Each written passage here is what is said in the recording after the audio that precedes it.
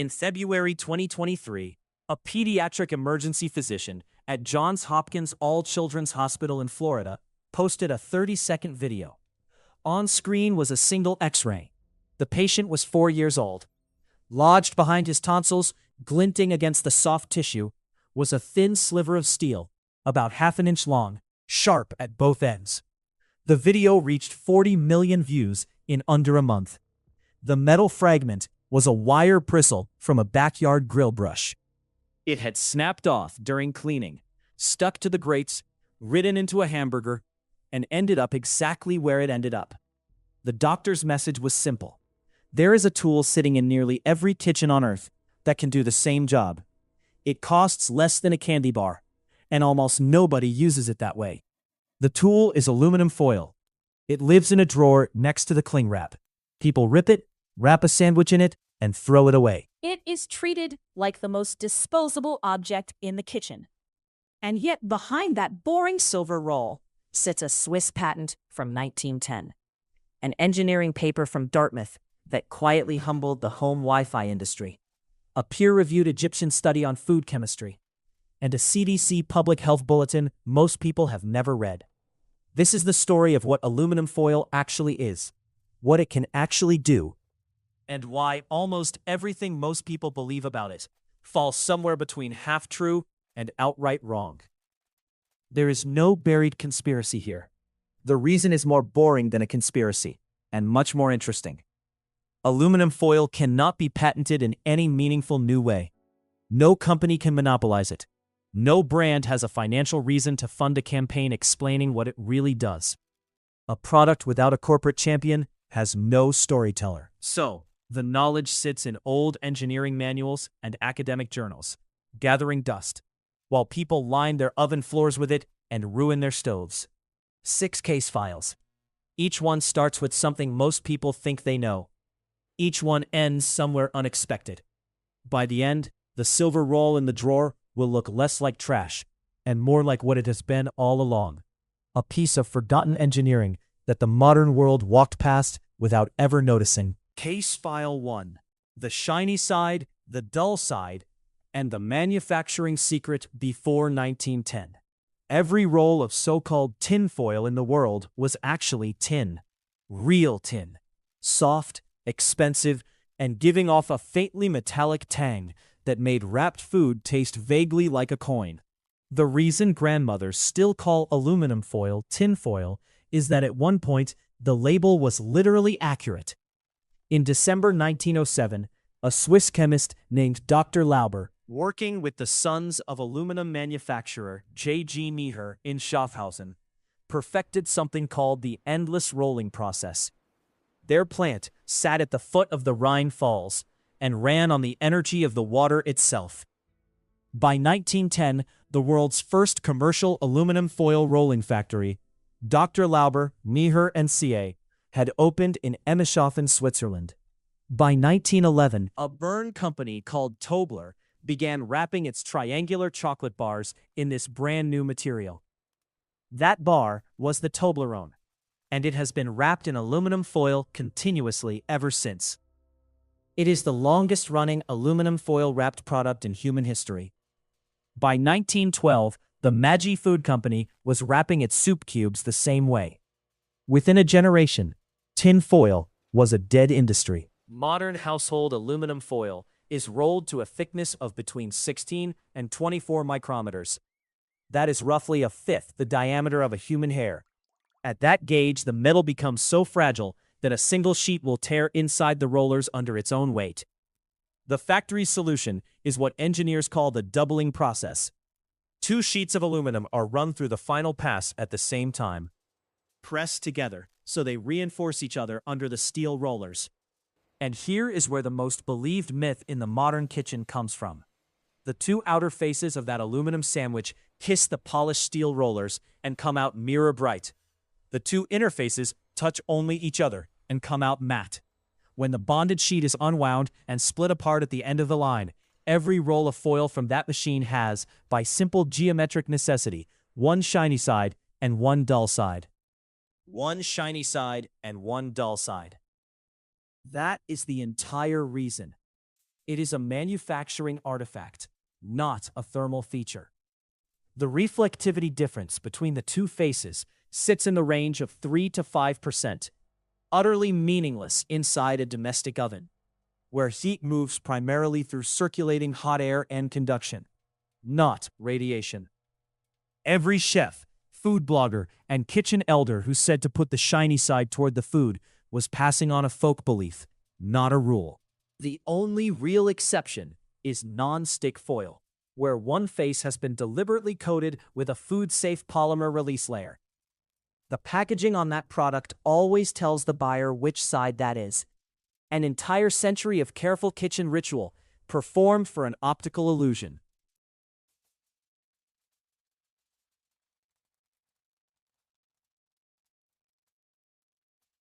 Case File 2. The honing tool hiding in plain sight. Take the worst pair of scissors in the house. The ones that crush paper instead of cutting it.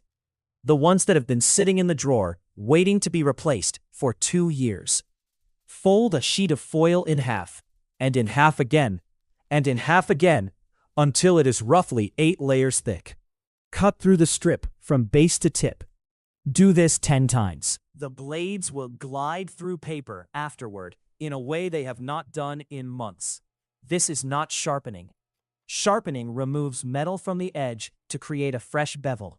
That requires a stone, a steel, or a guided sharpener. What aluminum foil performs is something different. The technical term is honing. Scissors do not cut like a knife. They cut by shearing. 2 blades sliding past each other with microscopic precision, meeting at exactly one moving point. Over months of cutting through tape, plastic, packaging, and hair, the edges develop tiny folded-over burrs. Sticky residues build up on the inside faces. The shear stops being clean. When the blades cut through stacked foil, 3 things happen at once. The soft aluminum pushes those microscopic burrs back into vertical alignment, restoring the geometry the manufacturer set at the factory. Every aluminum surface on Earth carries a thin oxide layer, only a few nanometers thick, but real.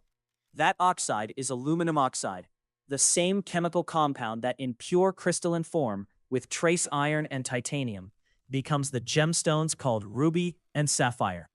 At a microscopic scale, that oxide is genuinely abrasive. It scrubs adhesive residue off the steel without removing meaningful steel underneath. And the cutting motion itself reseats the screw tension that holds the 2 blades pressed together in the right plane. An honest caveat. This trick works for kitchen, craft, and household scissors that are dull from normal use. It will not save scissors with chipped or visibly rolled edges. It cannot replace a real sharpening service for high-quality dressmaking shears or surgical scissors. What it can do is restore the 4 out of 5 pairs of scissors that get tossed out every year for no good reason. A professional in 1920 would have known this. A professional today probably does not.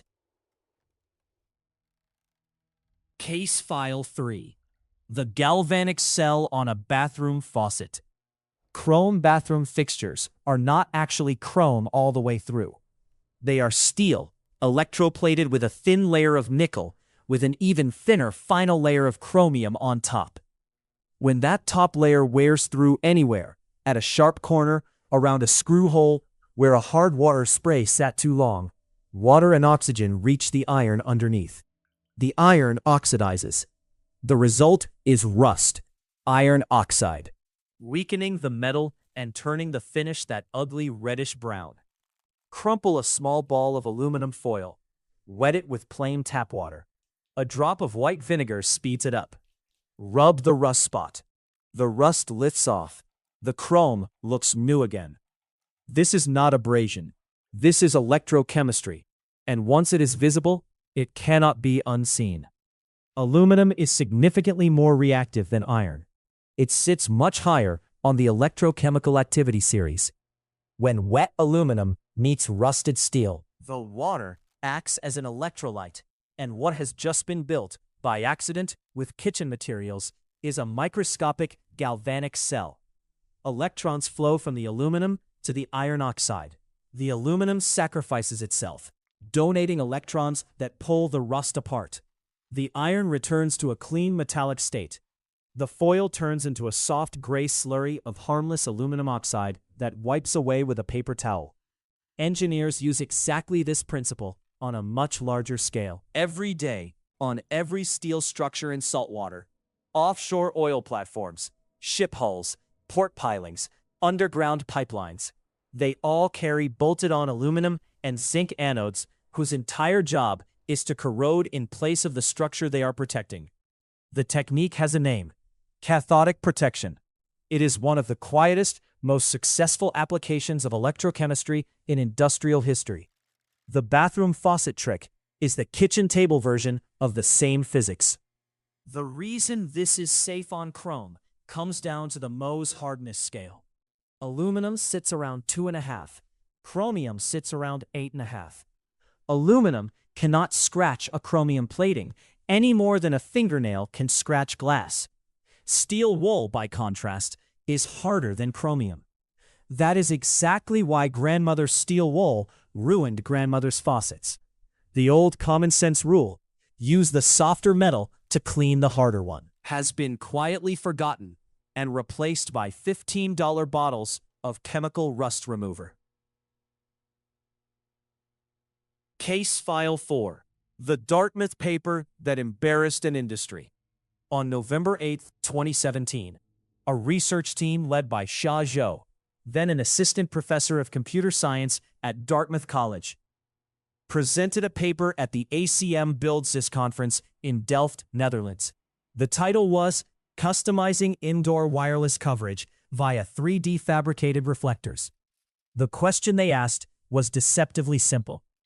Could a precisely curved sheet of aluminum placed behind a standard household router reshape the radio signal of an off-the-shelf Wi-Fi network? Their method was elegant.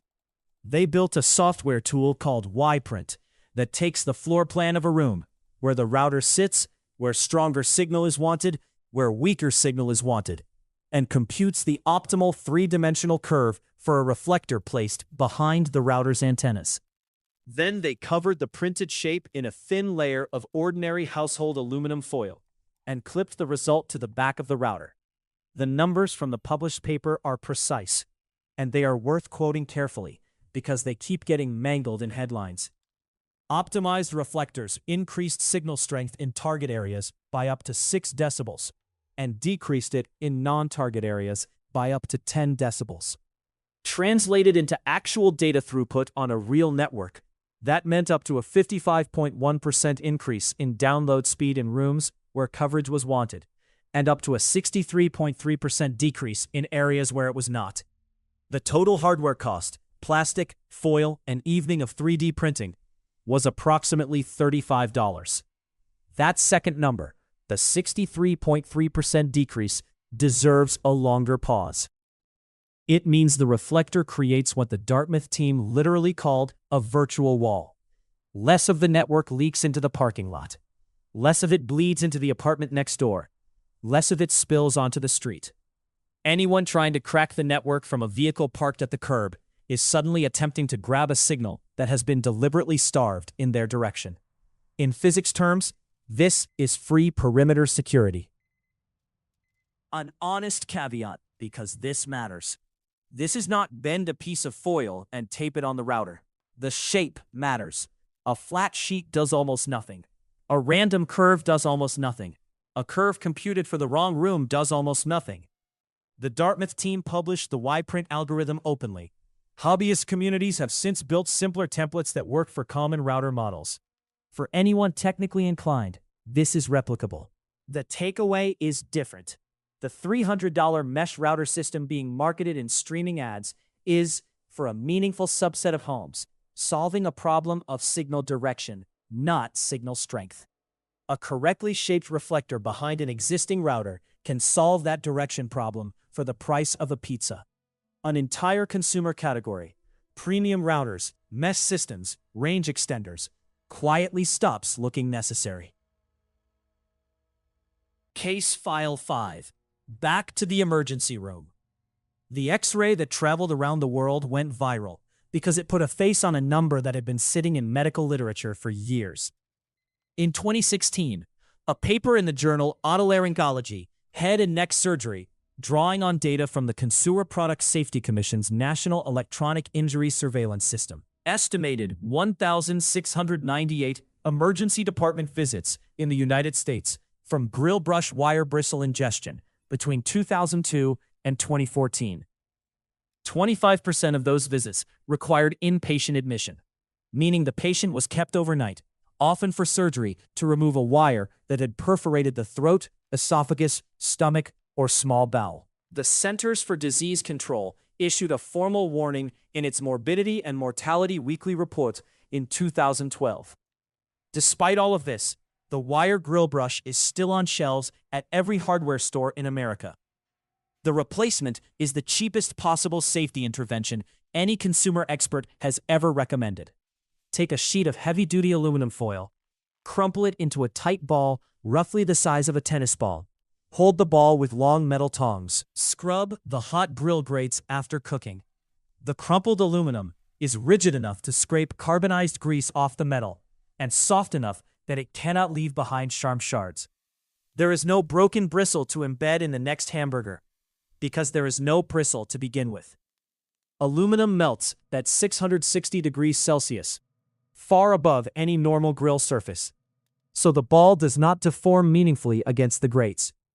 This is not a clever life hack. It is the lowest cost, lowest tech replacement for a consumer product with a documented public health record. America's Test Kitchen, Cooks Illustrated, and consumer advocates have recommended it for years. The reason it has not displaced the wire brush in stores comes back to the structural argument. A foil ball is not a product anyone can sell. There is no margin in a roll already in the customer's drawer. So the dangerous product stays on the shelf, and the safer alternative stays invisible. Not because of a conspiracy, but because nobody has a financial reason to put it on a billboard.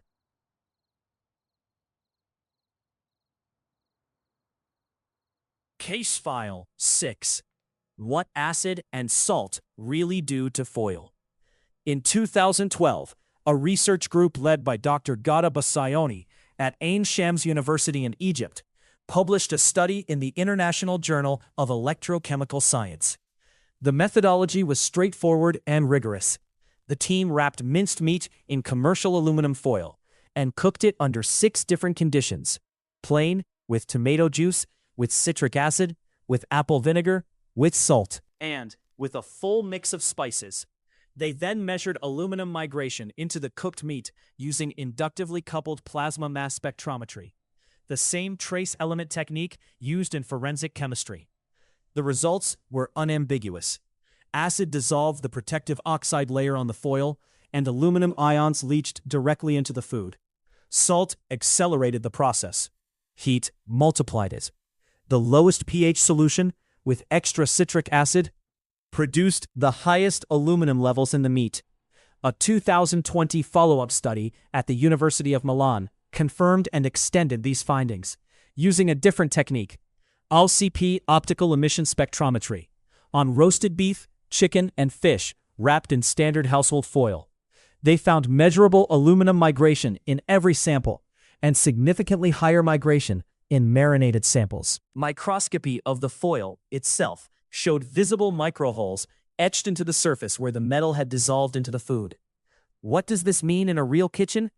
Wrapping a salt and lemon marinated fish in foil and roasting it at 400 degrees is the worst-case scenario the literature actually describes. Wrapping a dry potato to bake it is essentially harmless. No acid, no salt brine, low effective contact time. The fix is not to throw away the foil. The fix is to know which foods get a layer of parchment paper as a barrier first. Tomato sauce, citrus marinade, vinegar dressings, heavily salted cured meats. A piece of parchment between the food and the foil keeps every benefit anyone wanted from foil: heat retention, moisture lock, easy cleanup, and removes the chemistry. Now, the part that goes underreported. Healthy adults barely absorb dietary aluminum at all. According to the Agency for Toxic Substances and Disease Registry, intestinal absorption sits in the range of 0.1 to 0.4% of the amount swallowed. Almost everything ingested passes straight through.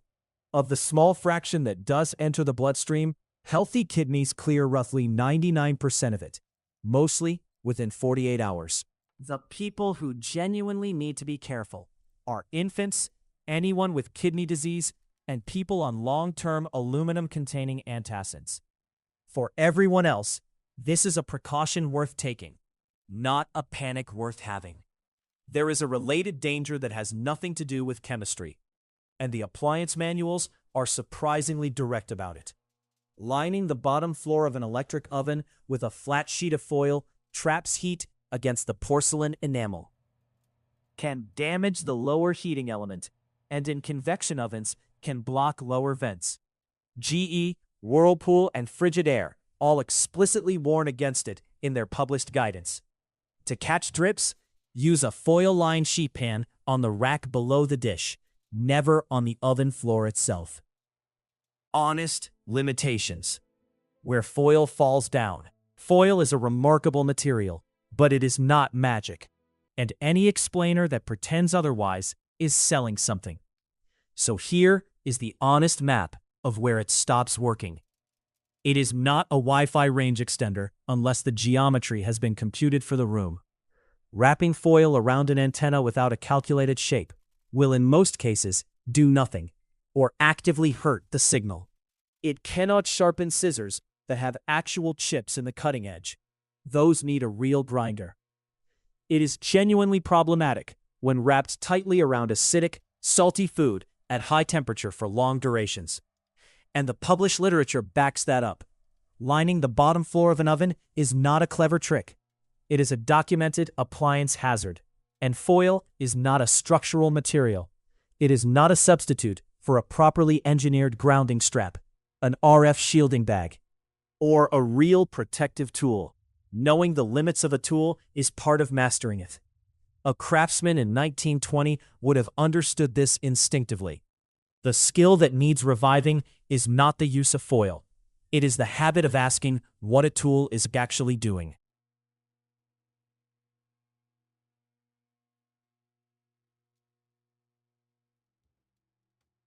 Close. The storyteller. The doctor in Florida said something else in her viral video that did not get quoted as much. Most of the children she had treated for bristle injuries had eaten food cooked by parents who simply did not know their grill brush was shedding. Awareness, not engineering, would have prevented those injuries. The metallurgy of the foil in the kitchen drawer has not changed since 1910. The chemistry has been in journals for decades. The Dartmouth paper has been freely downloadable since 2017. The CDC report has been online for 14 years. The galvanic cell that lifts rust off chrome has been understood since Michael Faraday's lectures in the 1830s. None of this is hidden. None of it requires special access. It is all in the open, and almost nobody knows it. The reason is structural and worth saying plainly. Aluminum foil is a commodity. No one owns it. No one funds the explainer that would tell a buyer what it really does. A product without a champion has no storyteller, until somebody decides to be one. Half a kilometer away from where the X-ray of that 4-year-old was taken, in a kitchen drawer in some house on some street, sat a roll of aluminum foil. It costs less than the brush that put the child in the hospital. It would have cleaned the grill better. It would have shed nothing. It just needed somebody to tell that story before the cooking started, not after the X-ray. That is what this case file has been. A story told before the next meal. The boring silver roll in the drawer is not trash. It is a piece of forgotten engineering, a Swiss patent, a metallurgical accident, a gift from physics, sitting quietly in a kitchen, waiting for someone to remember what it is for.